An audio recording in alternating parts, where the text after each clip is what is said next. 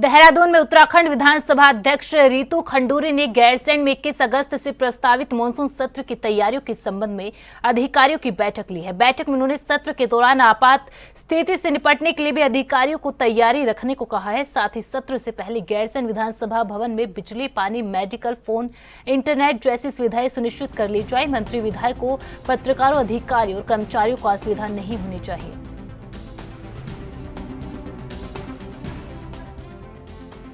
देखिए, सत्र को लेके पूरी तरह से तैयारी है हमारी, लेकिन मैंने आज अपने अफसरों के साथ जो विधानसभा सचिवालय है उनके साथ एक बैठक की है ताकि जो भी हमारे जो सत्र है वो सही तरीके से चले, किसी को किसी तरह की समस्या ना हो और जनता के जो भी प्रश्न होते हैं, जो भी मुद्दे होते हैं वो हमारे सदन में उठ सके और उनके जवाब मिल सकें। इस तरह से प्रयास रहेगा कि सभी को ठीक से सुविधा मिले और सत्र ठीक से चले।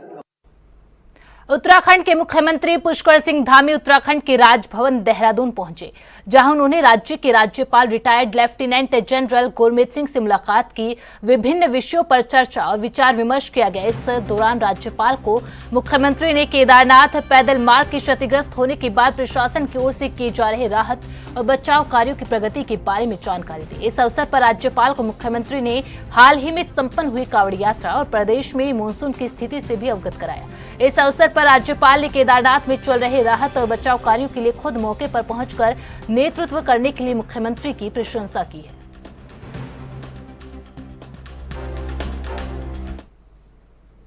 मुख्यमंत्री पुष्कर सिंह धामी के कुशल नेतृत्व और निर्देशन में केदार घाटी में अतिवृष्टि के चलते मार्ग अवरुद्ध होने से विभिन्न स्थानों पर रुके यात्रियों का रेस्क्यू अभियान मंगलवार को पूरा हो गया। जानकारी के अनुसार अभी तक 15,000 से अधिक तीर्थ यात्रियों का रेस्क्यू किया गया है। आपको बता दें कि 31 जुलाई को केदार घाटी में अतिवृष्टि के चलते केदारनाथ पैदल मार्ग में अलग अलग स्थानों पर फंसे यात्रियों को सकुशल रेस्क्यू करने के लिए मुख्यमंत्री ने स्वयं रेस्क्यू अभियान की सतत निगरानी की थी। मुख्यमंत्री ने प्रभावित लोगों को राहत पहुंचाने और लोगों का रेस्क्यू करने में कोई कोर कसर नहीं छोड़ी।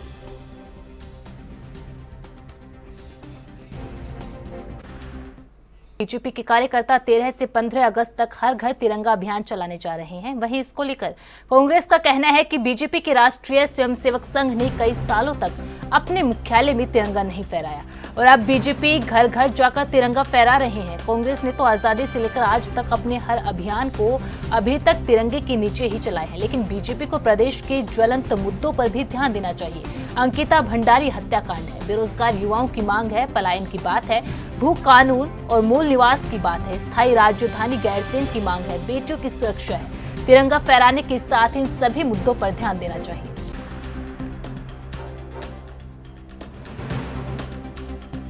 तो अगर आजादी के लिए किसी ने लड़ाई लड़ी तो कांग्रेस पार्टी है। भारतीय जनता पार्टी, आरएसएस वाले तो अंग्रेजों का साथ देते थे, मुखबरी करने का काम ये लोग करते थे। किस प्रकार से हमारे पूर्वजों ने देश की आजादी के लिए अपना संघर्ष किया, बलिदान दिया, ये हमको आज पाठ पढ़ा रहे हैं। तिरंगा यात्रा आप निकाल रहे हैं और किस प्रकार से प्रदेश के अंदर, देश के अंदर आप नफरत फैला रहे हैं। आपने अभी देखा कांवड़ यात्रा के अंदर आपने ये आदेश जारी कर दिया कि जो भी होगा व्यापारी अपने दुकान के आगे अपना बोर्ड चस्पा करेगा नाम का। तो ये कोई कहने की बातें हैं क्या? ये तो अगर कोई आदमी अगर अपनी फूड का लाइसेंस लेता है तो लाइसेंस में स्पष्ट रूप से उसका नाम लिखा जाता है, उल्लेखित किया जाता है कि किसकी दुकान है ये, और वो हर कोई आदमी चस्पा करता है। भारतीय जनता पार्टी विकास से उनका कोई सरोकार नहीं है, वो नफरत की राजनीति करते हैं। तिरंगा यात्रा ये जो निकालने का काम कर रहे हैं, तो सबसे पहले इनको अपने दिल को साफ करने की जरूरत है, नफरत को मिटाने की जरूरत है, देश को एकजुट करने के लिए संघर्ष करने की आवश्यकता है। इसलिए ये ज्ञान ना दे तो बेहतर होगा। कांग्रेस के अनुरूप ही इन लोगों को समाज के उत्थान के लिए काम करना चाहिए। जिस उद्देश्य से लोगों ने इनको चुन के भेजा है वो उद्देश्य पूरा नहीं कर पाए। आज हम अगर उत्तराखंड प्रदेश की बात करें तो पलायन के बारे में इन्होंने कहा था कि हम पलायन रोकेंगे। इनके पलायन आयोग में आज ताला लगा हुआ है, पलायन आयोग ही बंद हो गया। इतना बड़ा इन्वेस्टर समिट मुख्यमंत्री जी ने देहरादून के अंदर किया, करोड़ों रुपए उनकी आओ भगत में खर्च करे, लेकिन कितना इन्वेस्टमेंट आया मुख्यमंत्री जी आज तक ये नहीं बता पाए। और प्रदेश में किस प्रकार से केदारनाथ के अंदर आपदा आई हुई है और इनके जो पूर्व मंत्री है, अध्यक्ष है, वो वीआईपी दर्शन कर रहे हैं। जो सरकार जो हेलीकॉप्टर का इस्तेमाल बचाव कार्य में लगाना चाहिए था वो अपनी तीर्थ यात्रा में वीआईपी दर्शन बहुजन समाज पार्टी के नगर अध्यक्ष डॉक्टर एम.ए. राहुल के नेतृत्व में कुमाऊं भ्रमण पर निकले बसपा के उत्तराखंड प्रदेश उपाध्यक्ष बी.आर. धोनी का काशीपुर पहुंचने पर कार्यकर्ताओं ने फूल मालाओं से जोरदार स्वागत किया। अपने कुमाऊं भ्रमण के दौरान कुछ अल्प समय के लिए मुरादाबाद रोड स्थित पीडब्ल्यूडी गेस्ट हाउस में बीएसपी कार्यकर्ताओं से मुलाकात कर बी.आर. धोनी ने कहा कि कार्यकर्ता नगर बूथ कमेटियों का विस्तार निकाय चुनाव से पहले करना सुनिश्चित करें। इस दौरान पत्रकारों से वार्ता करते हुए कहा कि इस बार बहुजन समाज पार्टी पूरे उत्तराखंड में नगर निकाय चुनाव बड़ी दमखम के साथ लड़ेगी। उन्होंने कहा कि अभी से ही कार्यकर्ताओं ने निकाय चुनाव को लेकर तैयारियां शुरू कर दी है।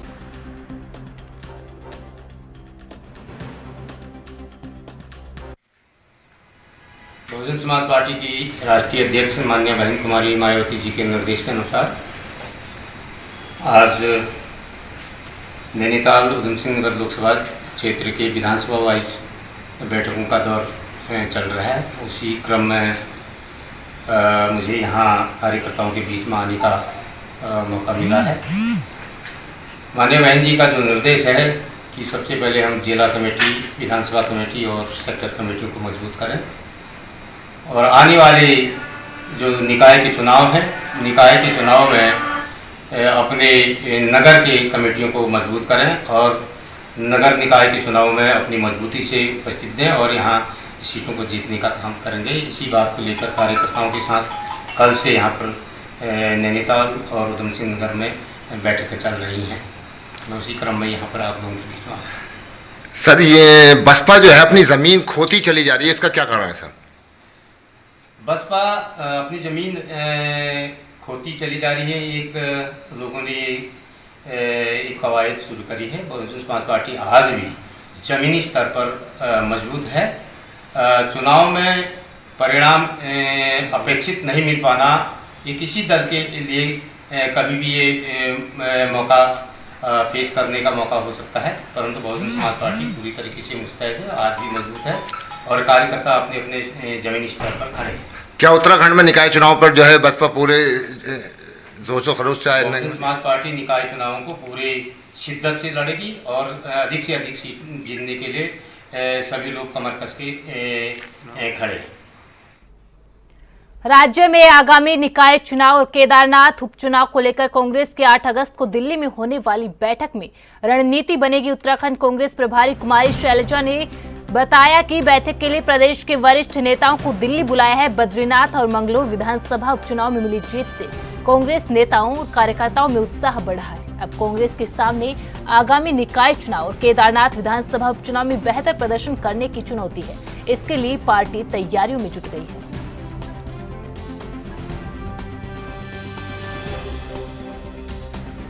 जल्द ही कांग्रेस रणनीति बनाने जा रही है। कल जो है बैठक भी बुलाई है प्रदेश प्रभारी शैलजा जी ने, जिसमें प्रदेश के तमाम नेता जो हैं दिल्ली में कल बैठक में मौजूद भी रहेंगे। देखिए, अखिल भारतीय कांग्रेस की कमेटी के महामंत्री और प्रदेश के प्रभारी और पार्टी की वरिष्ठ नेता कुमारी शैलजा जी ने कल दिल्ली में उत्तराखंड से संबंधित वरिष्ठ नेताओं की बैठक बुलाई है, जिसमें हमारे पीएसी के लगभग मेंबर सारे हैं। पूर्व अध्यक्ष हैं, नेता प्रतिपक्ष हैं, पूर्व मुख्यमंत्री जी हैं, विधायकगण हैं, पूर्व मंत्रीगण हैं, उनकी बैठक बुलाई है और उसमें प्रदेश के राजनीतिक हालात पर और प्रदेश में जो हमारे नगर निकाय के चुनाव हैं उसमें और केदारनाथ के उपचुनाव के बारे में चर्चा होगी और किस तरीके से हम संगठन को और मजबूती के साथ धारदार तरीके से भाजपा के खिलाफ लड़ाई लड़ सकते हैं, उस विषय पर चर्चा होने की संभावना है। बुलेटिन में फिलहाल इतना ही। आप बने रहे एएनबी न्यूज के साथ। नमस्कार।